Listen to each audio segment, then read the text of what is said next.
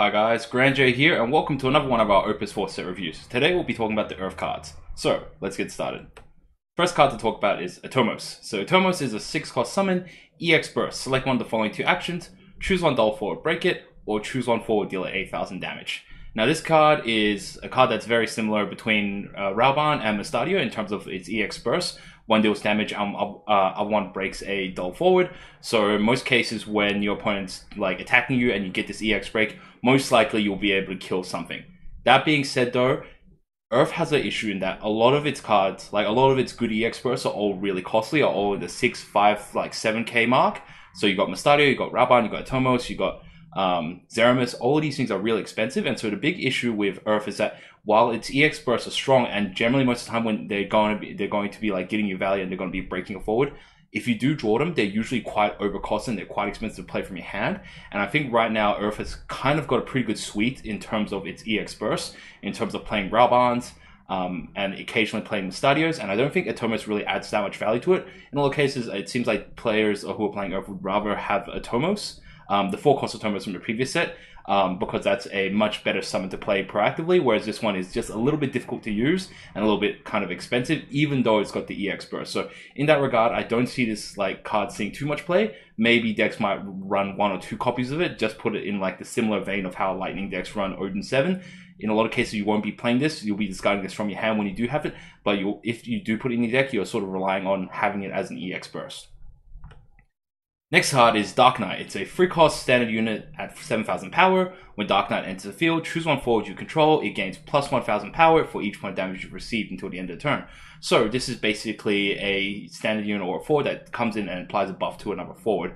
And yeah, this forward is completely on curve, so 3 for 7,000 is pretty good, and sort of falls into the Dark Knight sort of theme where the more damage you take, the more potent they are. In that regard, I don't think that Earth kind of really needs it, so this card is probably going to be a card that's going to be splashed into more standard unit decks with Earth splash in it, because because Earth already has pretty strong forwards, and they're generally going to be able to get it over your opponent's forwards. So it's pretty good while attacking, and most of its forwards are quite beefy, and I don't think the Dark Knight really sort of fills a need that Earth needs. It sort of is also falls in a very similar role that Gipol fulfills. So Gipol is a 4-cost 8,000 power forward and gives all you guys plus 4,000 power, and generally that's quite enough to get most of you guys to be bigger than your opponent's guys. So Dark Knight is just a little bit less flexible, and B sort of is slightly more conditional, and it doesn't sort of give a board wipe buff, and as just a random bonus, Gipol also has EX burst. So Dark Knight kind of doesn't do does whatever Gipol does, but Gipol does it better in pretty much every case, and you're just kind of getting a 1-cost discount on it. So in that regard, Dark Knight really shouldn't see play, simply because Gipol kind of does everything he does better. Next we have Vincent. So Vincent is a 5-cost forward, 7,000 power EX burst. When Vincent enters the field, you may search your deck for a card named Vincent and add it to your hand. It's got an S ability, so S Earth. Vincent gains plus 4,000 power until the end of the turn. So it seems like a lot of cards are now falling into this 5-cost EX burst vein, where they're basically 5-cost forwards with 7,000 power with an EX burst to get you a card when they come into play. And yeah, Vincent is the new variant of this. So now with this Vincent on top, I think Vincent probably has the most copies of a specific character in the game. I think he might have 7 copies now. So yeah, there's a lot of Vincents to choose from, and there is certain support for him in the sense that Yuffie's there to support him. So this card's actually not too bad. A lot of the previous Earth decks that were running Vincent were also running the 3-cost promo Vincent as just another Vincent to use for the 4-cost Vincent's death penalty S ability. So in this regard, I do foresee that this 5-cost Vincent is going to be replacing some of those older promo Vincents, simply because this card does give you the ability to net extra Vincents. It's a good EX burst, and he's just kind of a body that you want to put down while you've got Yuffie on the field, or you don't have the 4-cost Vincent out on the field. So this card sort of fulfills what we needed from previous Vincents. In terms of his S ability, not particularly amazing, but giving your Vincent plus 4,000 power bumps it up from 7,000 to 11,000. Generally, will get it bigger than most forwards in the game. So you're losing some value on its S ability, but on the plus side, you are getting a pretty valuable EX burst. Next card is Wedge. When Wedge enters the field, you may search for 1-drop Avalanche forward and add it to your hand. which right now there are not very many choices. The only Avalanche operative forwards that we have in the game are Barretts. So right now, this set has another Barrett released in it. So right now we have 3 different Barretts to choose from. We have the starter deck Barrett at 2 cost, Opus 1 Barrett at 3 cost, and now we have a new Barrett at 4 cost. So that being said, this Wedge, it is slightly, it probably is better than the previous Wedge that could only search for bigs. This Wedge pretty much only search you for a variant of Barrett. That being said, I don't think the Avalanche operative deck has enough variety in it in order to play right now, simply because it's only based upon one forward, and that forward isn't super good in that regard. And so this will be some sort of fun gimmick deck to play, but at this stage, while there's only one Avalanche operative forward, this deck's really not going to be particularly viable. Next, we got Pugilist. It's a 2-cost standard unit at 5,000 power. For each job standard unit other than Pugilist you control, Pugilist gets plus 2,000 power. This card seems like this card definitely seems like a good sealed card or a very good draft card. So it's definitely brings a lot of value. But in terms of constructed play, it does lend itself to a situation where it does where it can potentially be 2 for 1 or lead yourself to bad trades. So yeah, it's very easy to become a 2 cost 7k as long as you've got some standard units, and it can become bigger. But the fact that it is 2 cost means that it is susceptible to a lot of cards that break 2 cost forwards. So it does have that weakness. You can't really sort of build a strategy around having a particularly huge Pugilist of like 9,000, 11,000 power, supported by a whole bunch of stand units. It's a very fragile deck to build, and any sort of AoE ability will probably kill this guy as well, because AoE abilities will probably wipe your other stand units, which then brings Pugilist down to base 5,000, and then the AoE damage would probably be enough to wipe it out as well. So in that regard, this card is like a fun gimmick card to play around with, and definitely like more so of a seal card. But in terms of constructed, this card just doesn't is just a little bit too fragile to build a sort of competent strategy around. Next card is Black Belt. It's a 2-cost backup. When Black Belt enters the field, choose one forward you control. It gains plus 5,000 power until the end of the turn. So this is a very powerful backup in the right circumstances. So basically, it makes one of your forwards that can be pretty much any like negligible power to something that's going to be bigger than all your opponent's guys. So pretty much there's 2 ways I really foresee using him. So one, you just put it on one of your guys and your opponent's not going to block him, simply because your forward is going to be way bigger than their guys. You're going to either win a combat trade or it's going to deal damage. Also, it can be comboed with other stuff, other forwards that can force blocks, stuff like Begamnan, stuff like Lightning with Army of 1, things that can buff them to a point where they can just run over a guy and then force your opponent's block. Alternatively, it can also be used with a whole bunch of forwards that get you bonuses whenever you deal damage to your opponent. So a whole lot of ice cards have this sort of bonus. Probably one of the most notable examples are Genesis. So Genesis, not particularly like strong forward in terms of its stats, being at 7,000 power. It's very possible for this forward to be blocked by something at the 8k, 9k mark. But if you have a Genesis on the field, chuck a Black Belt down, your opponent's now in a really a tough situation where do they force a block and they lose their forward, or do they let it through and it triggers off their ability when they deal damage. So yeah, in this regard, this card's like a fun card, and there will be some synergies to it. But I think the biggest issue with this card is that it's a 2-cost backup, and its ability comes into effect when it comes into play. And a lot of time you want to be putting your 2 CP backups early in the game, so you want to put your 2 CP backups on turn 1, turn 2.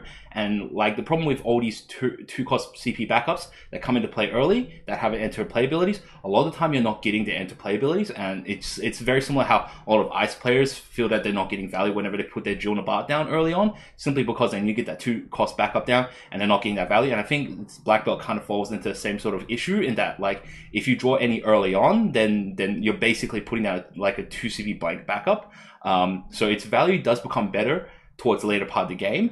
But at that stage, you've kind of started filling out your backup slots, and at that stage, you probably want to play a backup that's a little bit more substantive, something like a Cross, something like a Rubon, something that's big that can help you like push through a game. And Black Belt, I think, kind of doesn't do enough late game, and early game is kind of very cumbersome to play around. So that being said, like this card on paper is strong, but I think it's gonna struggle finding a relevant place in the metagame.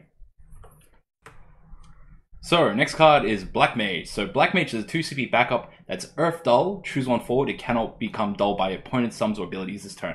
So, effectively, what this card basically does is it gives it guys passive ability of, can't be dulled by opponent's sums or abilities.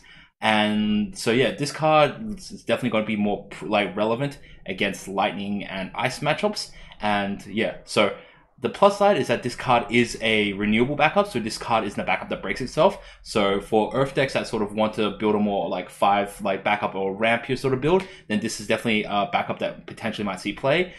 We did get a point during Opus 3 where like water decks were running like double or triple Astrologian, and I could potentially see a situation where maybe Black Mage might see play as like a 1-off or 2-off in decks, as just like an interesting little tech play to help Earth decks even better against ice matchups or lightning matchups, depending on how strong they become. And considering how like ice is quite good, from like every set seems to be giving ice a lot of tools, I think that this Black Mage will be relevant. And the fact that it's renewable and only costs 1 Earth as well is actually like really cheap.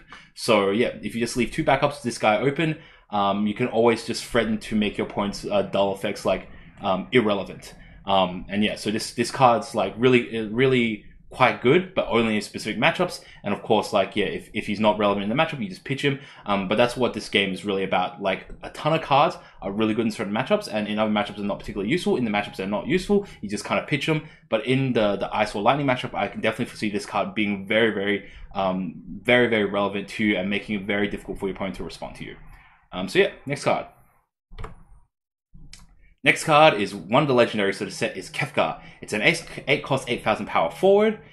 You can put a total of 3 forwards and monsters you control into break zone to play Kefka from your hand on the field. So basically this is an alternate cost. So basically instead of paying the 8, you can send 3 forwards or monsters or any combination of 3 of these from your field to the break zone in order to put it into play for free.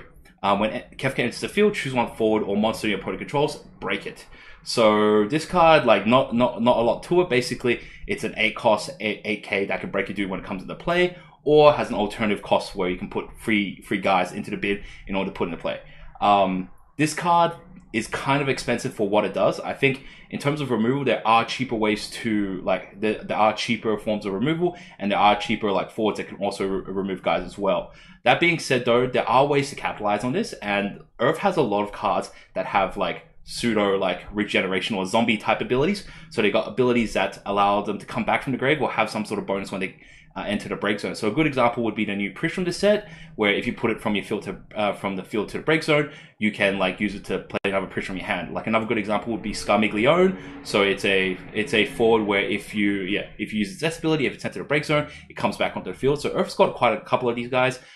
We've additionally got like Opus 1 Vanille, which was a 4 CP forward that when it's sent from the field to break zone, you can remove a Hecate from your deck in order to bring it back to the field. So these are all some like interesting combos to play with Kefka. All these sort of like revival guys, you send them to the bin, Kefka comes in for free, and then like all these guys can come back.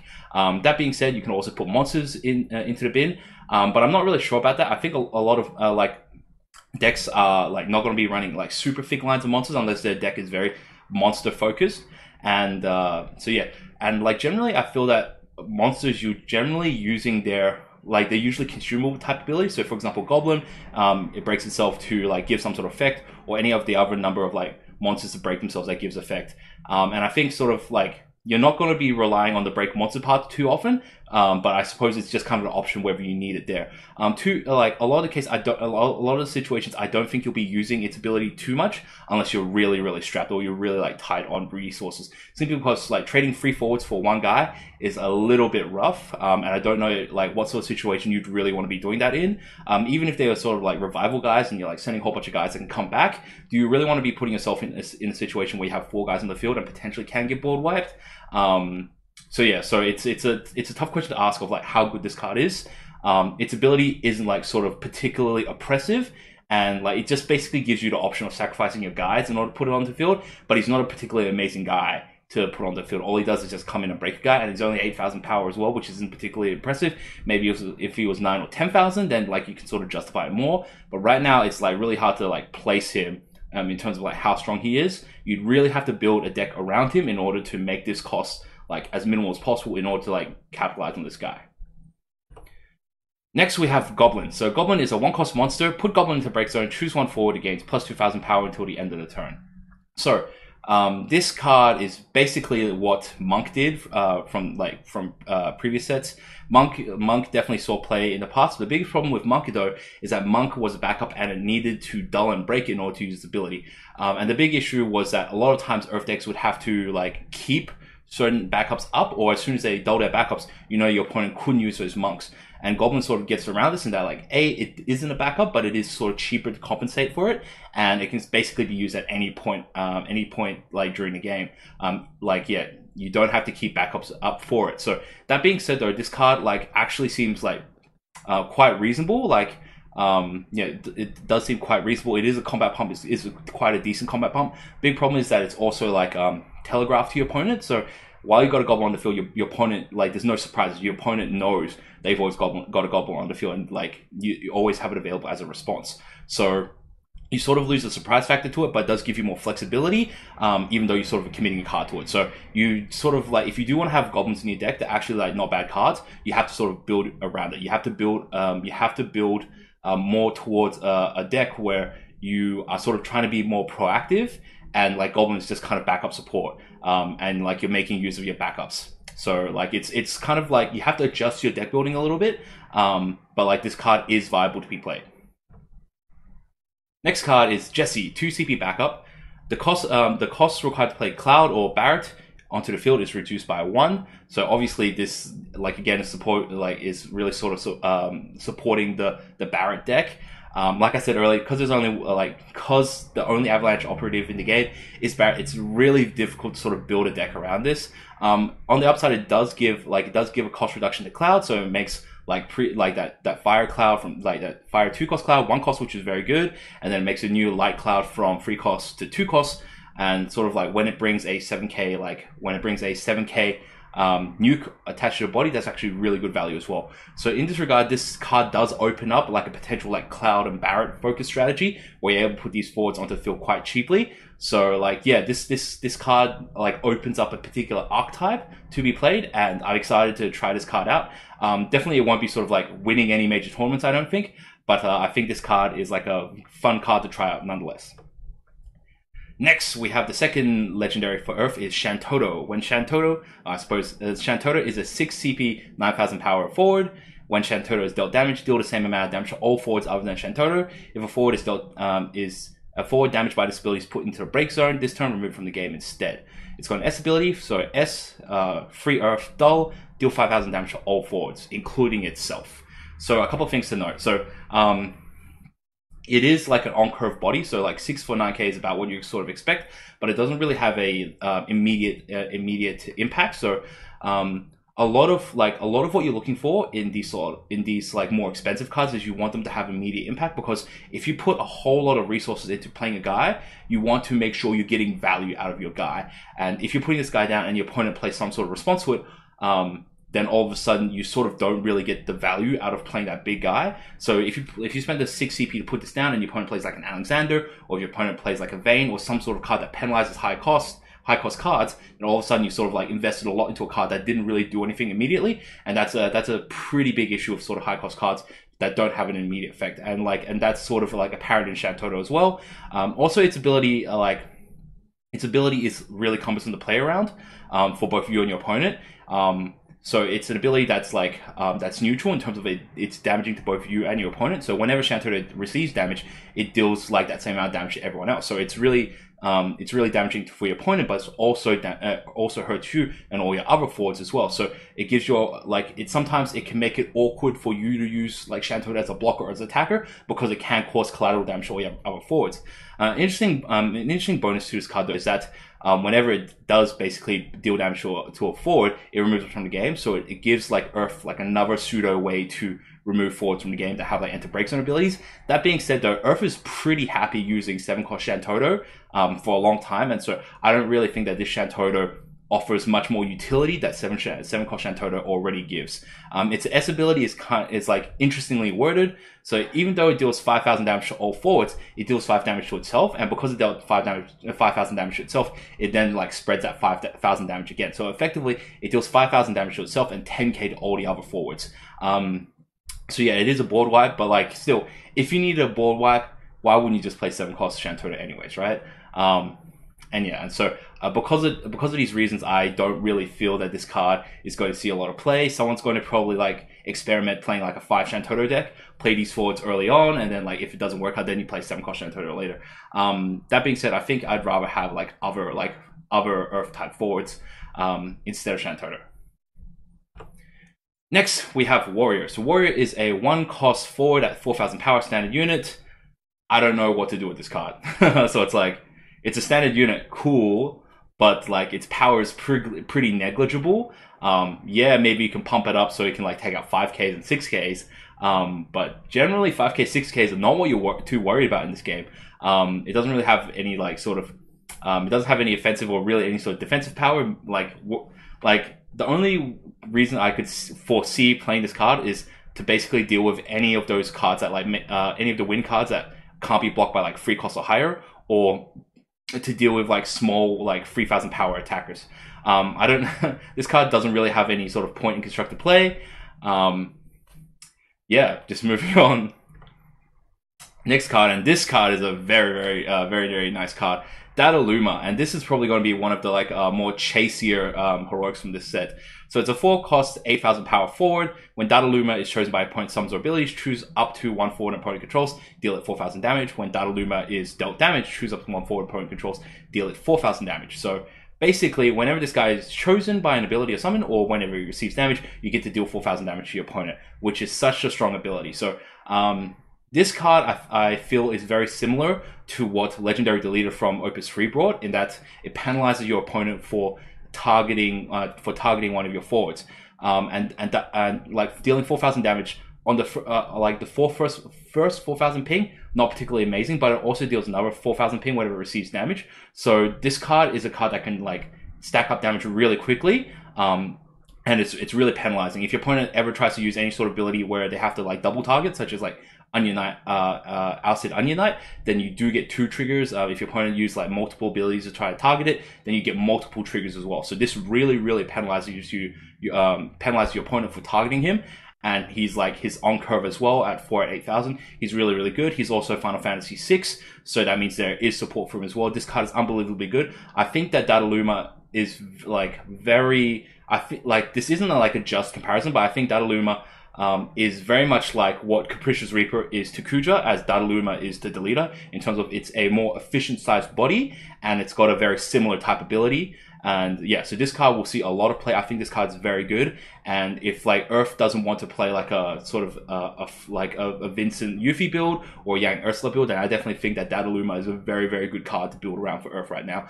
Not to mention it has really good combo potential in terms of like whenever Data Luma receives damage, it doesn't have to be from your opponent's effects. So if you do play with Wind and you have something like a Y'shtola, you can ping him for 1,000 with one of your abilities, and then he can then spread another then shoot 4K to one of your opponent's cards. So in that regard, this card is actually really amazing. If you combo with, say, a Titan, you can then like basically have a situation where you can ping him as much as you want and then reshoot 4Ks each time. This card has a lot of combo potential. It's just like a straight up a deterrent for all your opponent's offensive abilities, and it's just like good all around. I don't really foresee not playing this card. This card is great. Next card is 7 cost Tama. So when Tama enters the field, choose 1 Earth forward or 5 or less from your break zone, put it into play. It's also got a secondary ability of 6 dull, put Tama into break zone, choose 1 Earth forward or 5 or less from your break zone, play it onto the field dull. You can only use this ability during your turn.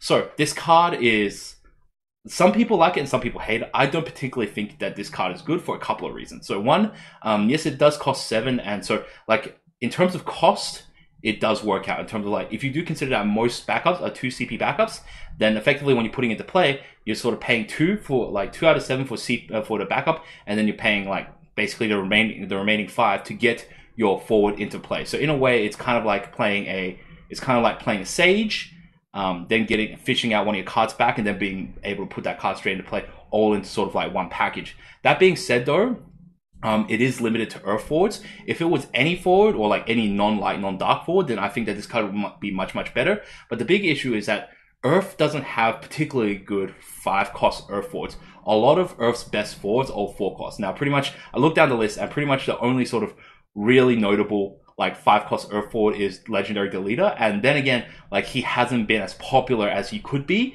and a lot of times you really want to be opting for a 4-cost AK such as Yang, such as Vincent, and now probably Luma as well. So you're not really sort of getting full value on it, and it's a really costly way to sort of get a guy back, whereas you'd much rather just have an extra copy of that guy in your hand, right? Its secondary ability of pay 6 dull break to basically do the same thing is also not bad, but the fact that it comes in dull is kind of like a penalty that I don't think should be there. Yeah, so it either should have been like any forward or like an Earth Forward, but doesn't have to come in dull. The fact that it's an Earth Forward and has to come in dull, just sort of like makes it like doesn't make it seem very cost efficient for me. And it's like the biggest issue is that it's limited to Earth. If this card was say a water card, where a lot of great value cards are like 5 costs, or like or fire, where a lot of cards are like a lot of great cards are 5 costs as well, then definitely this card will see much more play. But Earth really seems to be focused around its 4 CP forwards, and because of that, I think that's really what's going to hold Tama back. Next card is Deleter. So Deleter is a 3-cost 7,000 power forward. When Deleter enters the field, choose one forward your opponent controls. You may put one of your forwards of the same cost other than Deleter into break zone. If you do, break that chosen forward. Also, when Deleter is chosen by summons or abilities, Deleter gains plus 1,000 power until the end of the turn. So a couple of things. First thing to note is that you choose your opponent's forward, but you don't break your own forward until resolution of this effect. So you choose your opponent's forward. Your opponent then has to decide whether they want to respond or not. If your opponent, say, responds by like putting a Titan down or using some sort of ability to make it so you like don't really want to like break their forward, then you can on resolution choose not to put one of your forwards into a break zone, because you may. So your opponent has to like guess whether you're going to do it or not. Sometimes your opponent might have a 4 and you have a 4, and you just play Deleter, choose his 4, and your opponent has to determine whether you're going to resolve it or not, because you don't have to resolve it. So that's something to note. So you don't have to blow your guy up if you, on resolution. You choose on resolution whether you actually blow your guy up. And at the point where you choose, it's too late for your opponent to respond. Second thing is this card synergizes very well with all these cards that search you for cards.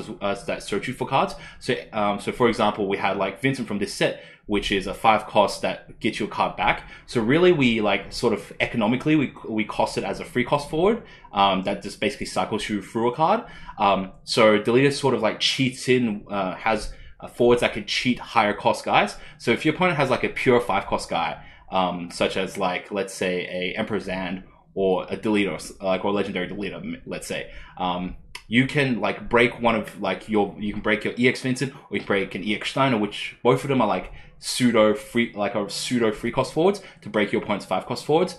In this set also there's a 4-cost Hope that's really effectively a 2-cost. You can use that to break one of your opponent's 4-cost forwards. So this card really synergizes well with cards like net 2 cards, or cards that have like abilities that lower their total resource usage. So basically you're able to like trade in one of your smaller guys for one of your opponent's higher value guys.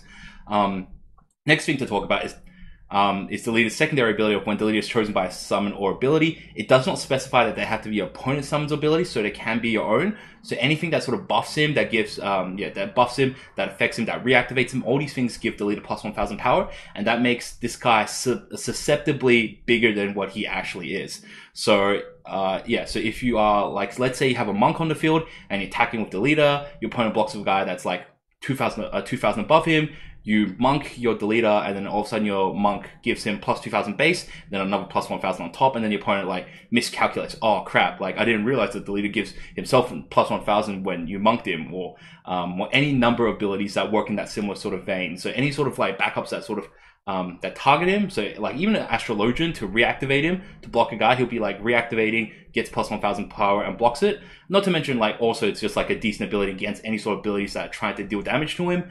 He gets a buff there as well. So this card is surprisingly resilient. Definitely it's not like Ash, where it's just naturally going to like be immune to like pseudo immune to stuff like Alcid Onion Knight. But this card does get the benefit of being able to getting a buff from your own guys. So if you do have like cheap ways to like constantly buff your own guys, or to be able to target it, then this card's going to be a lot better. On the side note, it's an FFT card, it's a knight, so there is some synergies with that as well. Next card is Banger Thief. So it's a 2-cost monster for 1 Earth until the end of the turn. Banger Thief becomes a 4 with 7,000 power and has Brave. You can only use this ability once per turn. So this card is not bad, but not great either. So it's basically like a 7k Brave that you can put down. That being said, though, that there are quite a number of Earth forwards that are 2 costs that can get to that 7 power Brave. Most notably, you got 2 cost Yang, and like, while Yang does have the vulnerability of being a forward on your opponent's turn, Yang also doesn't have the issue where you have to constantly pay 1 Earth every time you want to use it for an attack or for a block, and doesn't get penalized for being a monster, because there are like cards that specifically remove monsters from this set. So that being said, though, I feel that Earth already has like abilities, like have forwards that already fit this cost, that already do like the same job. So it's really hard to justify putting this in.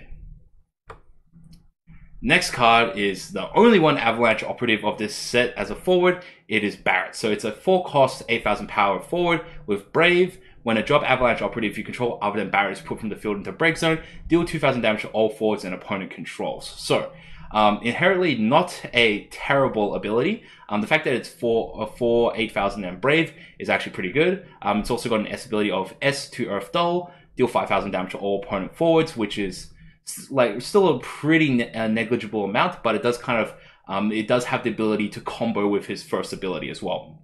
So the issue with this card is that Barret's the only Avalanche operative forward, so basically you're never going to trigger this card off of like one of your forwards breaking. You're only going to trigger this trigger this ability off of one of your backups breaking. And because all of these Avalanche operative backups like Jessie, Biggs, and Wedge, they're all backups, and like, so your strategy has to be built around breaking them in order to like spread this 2k damage. And I think that might seem a little bit cumbersome because none of them inherently have any abilities to break themselves. Both Biggs don't break themselves, both Jessies like don't break themselves, and both Wedges don't break themselves. There is some synergy in that Biggs, so like the one that I've got below, whenever a backup is put from the field into break zone, deal 1,000 damage to all forwards your opponent controls. So there is some synergy with that in terms of like whenever one of you, like if you have both these guys on the field and you lose an Avalanche operative, then you're spreading 3k damage, which that means Satellite Beam can then like finish them off as well. So this deck, if you were to build this deck, it'd be like kind of gimmicky, and if you want to focus on this Barret, then you want to like get this Biggs out, and you want to basically be playing like 3-cost Jessie to basically be searching for cards from your, searching for Barrets from your deck, and then you use some other abilities such as like a Lulu or such as a Deleter to break your backups, and to like recur them and like use this Barret's ability. So yeah, so potentially this deck might fit into some sort of like Lightning Earth ramp deck that focuses on like heroic Lulu, break these Avalanche operative backups to trigger off the like 2k spread off Barret, and then 1k spread off Biggs, and then you're dealing 5k off Lulu. So every Jessie that you're breaking or every Wedge that you're breaking can effectively deal 8k damage to your opponent between all this like spread effect. So that doesn't seem too bad. It does seem like a bit of a setup. But yeah, potentially it might be a fun gimmick deck to play. But otherwise, it's like outside of this sort of like archetypal strategy, I don't really think that you can do much with this card. Next is the new Biggs. So Dull, choose one job Avalanche operative. It gains plus 1,000 power until the end of turn. If you control a card named Wedge, it gains plus 2,000 power until the end of turn instead. Right now, the only job Avalanche operative like forward we have at the moment is Barret. So this card doesn't actually specify choose a job Avalanche operative forward. So there's been some debate on what that means.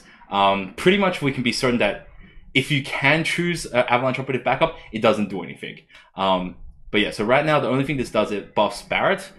So yeah, if you have Wedge out, it gives him plus 2,000, and without Wedge, it gives him plus 1,000. That being said, though, this backup doesn't do anything unless you have specifically one forward on the field. And yeah, in that regard, this card's ability is too narrow, and its sort of payoff isn't sort of big enough.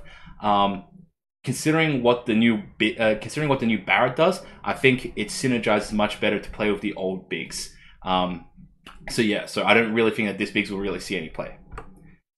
Next card is Geomancer. So it's a 2 CP backup for Earth 1 Dull. Choose one forward against Brave until the end of turn. It's a 2 CP backup, and it has an ongoing ability, which is not bad. That being said, though, I think you're paying too much for Brave. A lot of Earth cards have Brave inherently already, and even if you were playing like some sort of dual color deck, I don't think you want to really be paying effectively free CP to give your guy Brave. With free CP, you're almost like at the cost where you can just chuck a nuke down. So you can like pretty much attack and just spend free CP to just like blow up a guy, rather than like trying to Brave one of you guys, attack for it, and like have them ready to block. So in that regard, I don't really foresee this card like seeing any play simply because it's too expensive. And yeah, and like there's a lot of other ways that sort of get around this Brave thing as well. So if you're playing wind or water, you can reactivate guys. So between Earth, Water, Lightning, Earth, Water, and Wind, you've got a whole bunch of good support cards that you can just slot into whatever decks or whatever cards need Brave already. And so like because of that reason, I don't think that this card really sort of adds that much to it. Next card we have Prish. So it's a 2-cost 5,000 power forward. If you control 4 or more Earth backups, Prish gains plus 2,000 power and Brave. When Prish is put from the field into a break zone, you may pay 1 Earth. If you do, play 1 card named Prish from your hand onto the field dull. So this card is actually a super good value card in the sense that like, Prish, it like works in with the whole Prish zombie tactics type thing. So yeah, it's a Prish that you can play early on, and your opponent's going to generally want to avoid breaking it because you can potentially bring out one of the legendary Prishes, and they're both very good like blockers. So one's like particularly good blocker, which is Opus 1 legendary Prish, and like Opus 3 legendary Prish is a pretty good attacker as well. So yeah, so Prish is one of those cards where it puts your opponent in a tough situation of do I remove it or don't I remove it? And like if you do get to 4 Earth backups, then it just gives you a nice little bonus of being a 2,000 power Brave. So your opponent has to deal with that pressure of a 7,000 Brave forward, whether they want to block it or not, and then like bring out 4 with it. And again, yeah, this card does have synergy with like cards that like want to break itself. So you can play it with Kefka, both legendary Kefka from this set, or Opus 1 Kefka. Both of these are ways to inherently break it, which allows you to trigger off to get a cheap new Prish into play. Also, it's just like another Prish. So if you wanted to have another Prish for like the Prish's S abilities, and it's available to you as well. So in that regard, this card probably might be another card that sort of pushes Prish into being more like viable in the metagame. And yeah, like I think this card's like a pretty solid card. It's hard to say like how strong it'll be, but definitely like it's a very viable card and sort of builds into like creates this archetype for Earth players to play around with. Next card is Hecate Care. It's a 2-cost summon. Choose 1 forward you control and 1 forward an opponent controls. Each forward deals damage equal to its power to the other. So basically, you choose one of your forwards and you choose one of your opponent's forwards, and they fight each other. So it's effect that's very similar to what Rubon does, but basically your opponent's forward also gets to deal damage back. As a piece of removal, this card seems pretty overcosted for what it does. For as a 2-cost summon, basically exchanging damage, although definitely you get to choose the targets of your exchanges, so you get to get the benefits of dealing damage. There is a downside to it that like you are adding damage to your forward. There definitely are ways to play around it, especially if you have like maybe an Earth Water deck with Mimu out, then you can effectively negate the damage being dealt to you. And it is a Hecate Care, so it does have synergy with Opus 1 Vanille, giving you an extra free Hecate Cares that you can remove to like revive her with.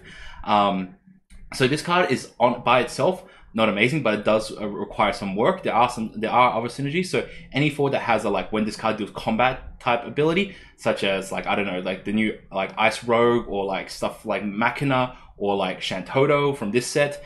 These are all cards that like that have synergies or have like combos with receiving or dealing damage or combat damage, that sort of thing. This card synergizes well with those. So this card, like, I don't think it's going to be like a straight into deck type situation, simply because it's not like Atomos, like 4-cost Atomos from last set, where it was a good card to add in. This card is like a card that you specifically want to choose your lineup so that this card reduces the cost to you and sort of increases the impact onto your opponent. So I think that this card will see some niche play in some more nichier decks. But yeah, outside of that, I think that this card's a very tough card to use.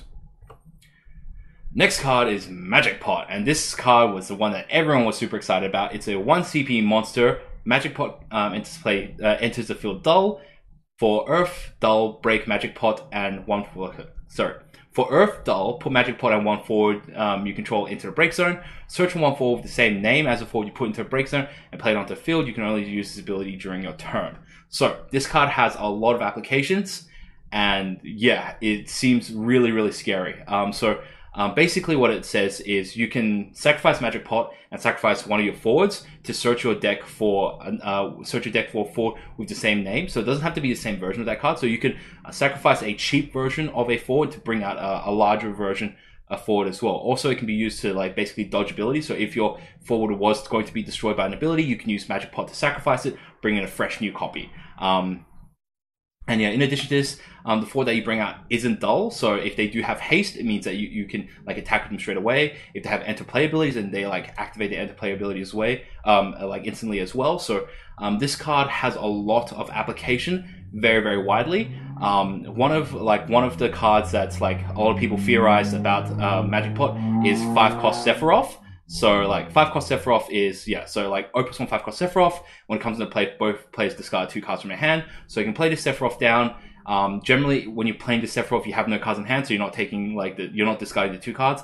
Then if you Magic Pot him, you bring in the same Sephiroth again, and your opponent discards another 2 cards. That's like 4 cards you've burnt off your opponent. Or you can Magic Pot him into the legendary Dark Sephiroth as well to break one of your opponent's backups. So yeah, there's a lot of application for Magic Pot. So Magic Pot really seems to be one of those cards that's going to be really effective for any card that's got a lot of cards with the same name. So it's going to be relevant for like all the iconic characters of the game. It's going to be relevant for standard units. So like there's like a million Dragoons in the game or a million Knights in the game. You can sacrifice one of your Knights to bring out another one.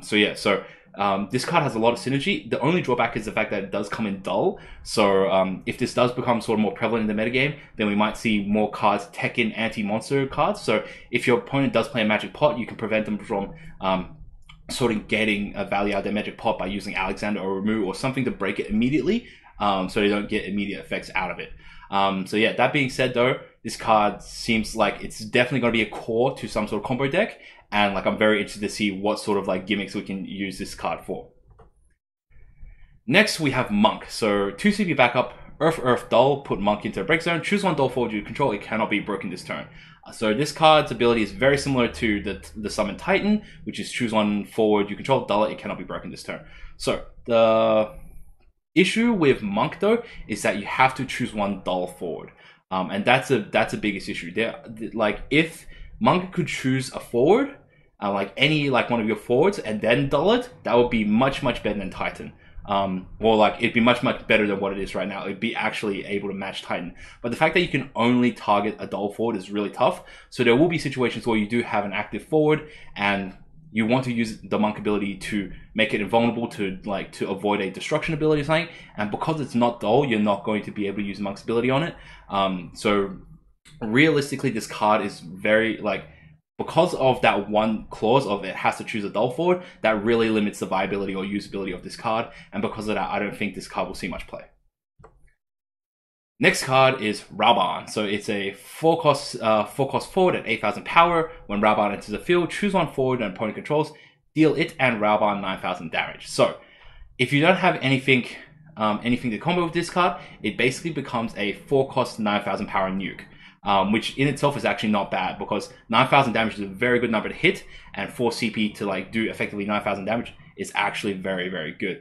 So in that regard, it's already solid or decent. But if you have any sort of way to prevent damage or to make it so he doesn't break from it, then that's even better. I did this in Sealed a couple of times where I play Rubon, have Adamant Tortoise out, prevent some damage that's dealt to him, and all of a sudden I've killed one of my opponent's big guys, I've kept a Rubon, and I've drawn a card of Adamant Tortoise.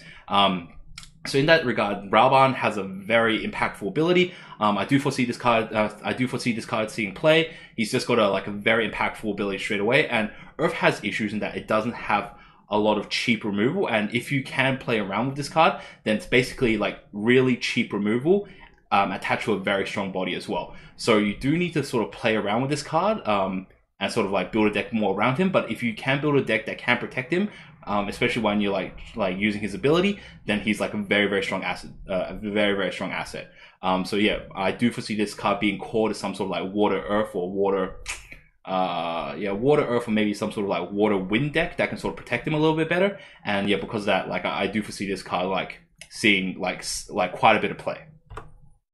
And that's it for Opus 4 Earth cards. Thanks a lot for watching, guys. I hope you guys enjoyed it. If you guys have any feedback or questions, please do leave them in the comment section below. I try my best to respond to everyone, and I try to give you guys more feedback on the questions that you guys have. So yeah, definitely do feel free to post them down below. If you do enjoy my content, please like and subscribe. It helps with the YouTube analytics and the numbers and that sort of stuff. And yeah, it just helps me get more visibility on these videos. So thanks a lot, guys. I really appreciate it. Grand J out.